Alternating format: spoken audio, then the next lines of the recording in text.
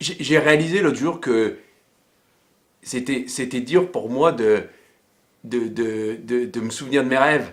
Parce que souvent je dors en même temps. Et du coup, je me suis dit, ben, je vais fabriquer une machine à rêve. Avec tous les choses, parce que je vois bien quand même qu'il se passe des choses. Je veux dire, quand je me réveille, euh, je vais fabriquer une machine à rêve. Et du coup, c'est ça que j'ai fait, hein, en écrivant tous les idées, les choses, des trucs comme ça qui passaient, et je me disais, ça, voilà, tant que tu dormiras, tu peux pas faire les deux. Et en les écrivant, ça m'a permis aussi de pouvoir vivre ce que vivent beaucoup de gens qui disent le matin, comme ça, t'as bien dormi, est-ce que t'as fait de beaux rêves? Voilà, bon, on sait très bien que c'est pas possible de faire les deux.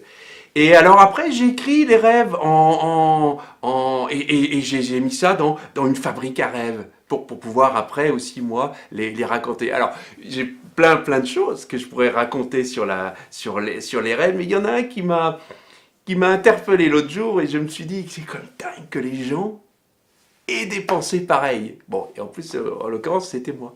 Et je me suis dit, euh, j'étais en fait sur une plage avec des tas d'amis, des tas de copains, des bons copains, des copains avec qui on se connaissait. Alors moi je leur disais, bah, on n'a qu'à s'appeler des amis par exemple, voilà. Alors plusieurs après étaient partis, que je leur ai dit ça, et puis d'autres qui étaient plus spéciaux, puisque un par exemple, je me suis rendu compte après qu'il n'était pas vivant.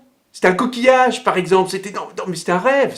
Donc ça, c'était bien. Et puis, on s'est amusé, on chantait, on était ensemble. Ah, là-dessus, qu'est-ce qui arrive? Un rêve d'une nuit d'avant, que j'ai compris après que c'était d'une nuit d'avant, qui a dû se glisser dans la partie de la machine à rêve sur laquelle on était. Alors, qui est venu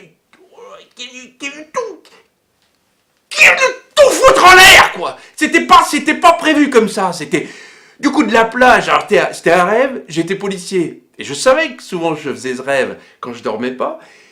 Du coup, le policier est arrivé dans le rêve à dézinguer tout ce qu'il y avait sur la plage. Oh là là, les enfants, il y avait deux petits enfants, je me souviens, qui étaient devenus des copains parce qu'on faisait une sorte un petit peu de moment comme ça, on faisait de la cuisine ensemble. Et le policier est arrivé, il a dit personne ne bouge. Il n'y a que le coquillage qui n'a pas bougé. Les autres, ils ont bougé. Il a dézingué tout le monde. On a rigolé. Alors moi je savais que c'était des rêves, je rigolais, mais dans le rêve, eux ils savaient pas. Alors, du coup ils disaient, c'est pas clair ton truc. C'est pas clair. C'est aussi un peu le principe des rêves, quoi. Je veux dire, si je vois aussi dans les magazines, les gens ils disent oui, la perte de sens, on voit pas le sens. Moi, je suis déjà j'ai pas que ça à faire d'aller récupérer des rêves. Et puis bon, après, c'est le propre des rêves. Je veux dire, j'aurais aussi pu faire une fabrique à cauchemars. Hein. Bon. Et moi, j'étais seul à la fin sur la plage avec le policier, qui bizarrement, je trouvais, me ressemblait, sans vouloir aussi tirer la couverture à moi. Et on a parlé. Je lui ai dit, écoute, pour cette fois-ci, c'est pas très grave. Je pense que tu es rentré un petit peu tôt peut-être dans le scénario par rapport à ce qui était prévu avant. Et il a compris. Il m'a dit, oui, c'est un peu mon tempérament comme ça, un petit peu impulsif. Et puis le métier policier aussi, hein, qui crée ça, je pense, d'être toujours un petit peu en action. Proactif.